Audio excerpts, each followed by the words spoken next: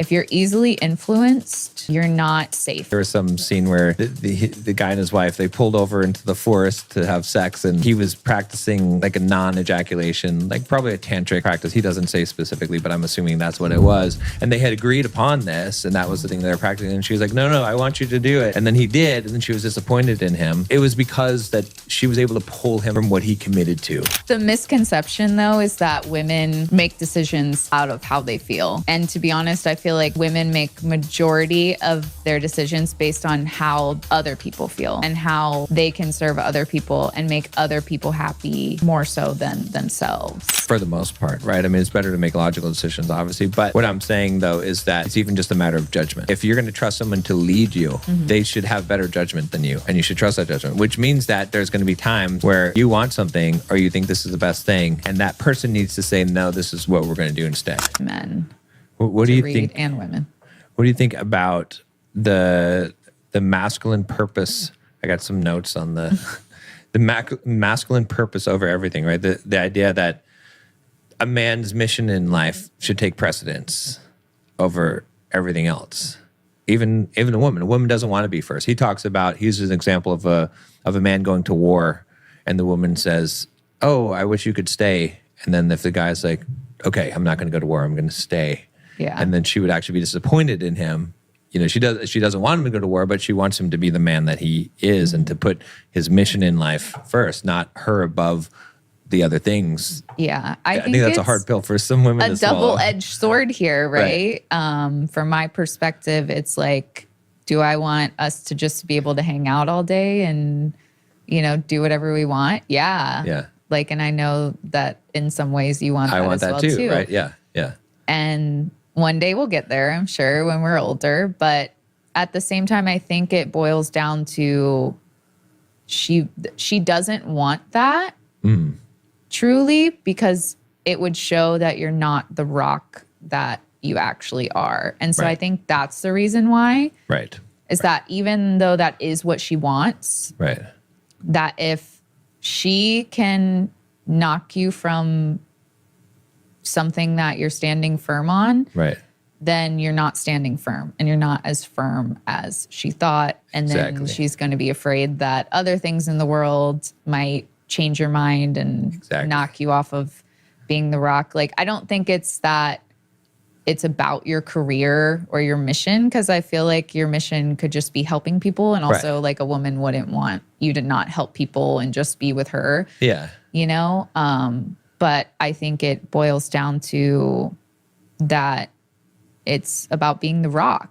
Like that is, I feel like from my perspective, at least as a woman, the most important thing. And I feel like other women would feel the same, because if you're easily influenced, you're not safe. Even by the woman. Like, the woman does not want to be able to pull you from your, like, even later in the book, we were talking about this, about where there was some scene where the guy and his wife, they pulled over into the forest to have sex, and he was practicing like a non-ejaculation, like probably a tantric practice. He doesn't say specifically, but I'm assuming that's what it was. And they had agreed upon this, and that was the thing they were practicing. And she was like, no, I want you to do it. And then he did, and then she was disappointed in him. And it wasn't because of, it was because that she was able to pull him from what he committed to. And I think that's... Yeah, I mean, that's a different conversation, because I feel like there are times when, yes, there's that underlying, like, I don't want him to, be off of his rock. Right. But also there are times where that is what a woman wants, and that would be fine to give that to her, because it is a part of what she actually would enjoy and want. So I'm not saying that that's every time she says that's what she wants, but I do think there has to be times where you do give her that thing. Right. And you can be a better judge of, like, if that is the right time or not.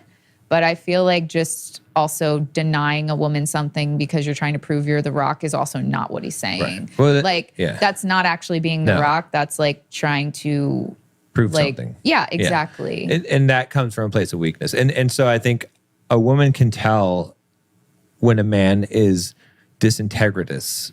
Is that a word? I guess it is. So it is now. If he makes a break from his integrity, we'll say it that way. And so she can sense it if it came from a weak place, from a weakness, right, or from a careful consideration. Yeah. Right, which is strong. So if you're like, hey, John, you don't need to go to work today. Why don't you just hang out with me? Mm-hmm. And you were just like, okay. Yeah, then maybe that's from a weak place because I'm putting off the stuff. Well, you didn't even think about it. Right. You like didn't weigh your pros and cons. But I could also be like, you know what? Today you're more important than all of this stuff. Psh, okay, we're gonna go to Disneyland today or whatever. Like again, it's the same thing, but one is coming from a weak place. Right. And one you can is tell not. the difference. One of them, you're like if a man feels like he's being disintegritous, I want that to be a word if it's not one, but it doesn't sound very good either though. But but if he's making a break from his integrity versus if he's living his integrity and he's making a conscious choice. And I think that's a difference. It's like, are you tempted into this thing or is it something that you are making a choice? Right. Like this Liquid Death I'm on it is really 75 good, hard and part of my diet is no added sugar so it has 6 grams of sugar. And so you're like, John, I don't know if you can drink this. And if I was like, it's only 6 grams added sugar, start drinking it, you'd kind of be like, yeah, he's not so attractive anymore. No. That's not true. No. But you'd kind of be a little bit like, okay, like, maybe just a little bit, like, okay, he's not quite the man that I thought he was. No, there would be like, okay, he didn't stick as strict to it as he said he was going to, but I would also be like, he has forgone a lot of stuff. I know.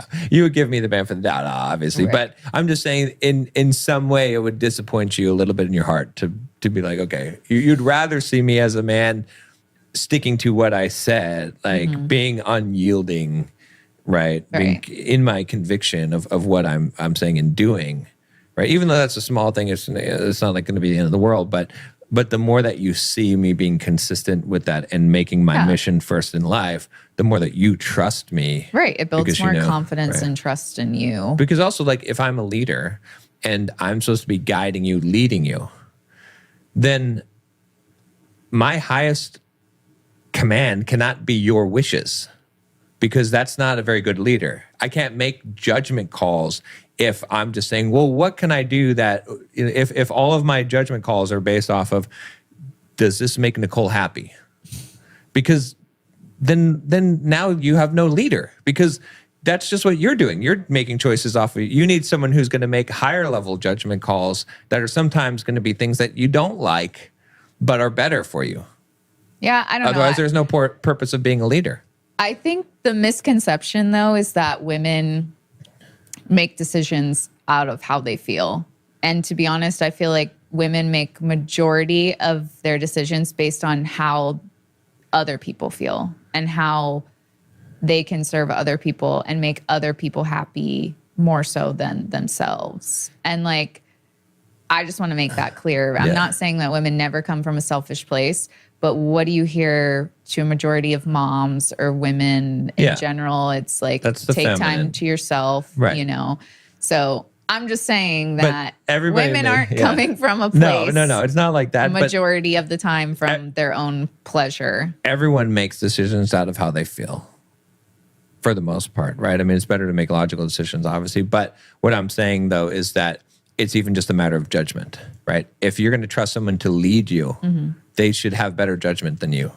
Right. And you should trust that judgment, which means that there's going to be times where you want something or you think this is the best thing, and that person needs to say, no, this is what we're going to do instead.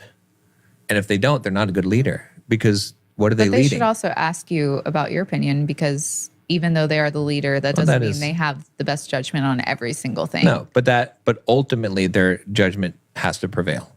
Otherwise, they're not really leading. Right. And so that means that a man has to be able to say no.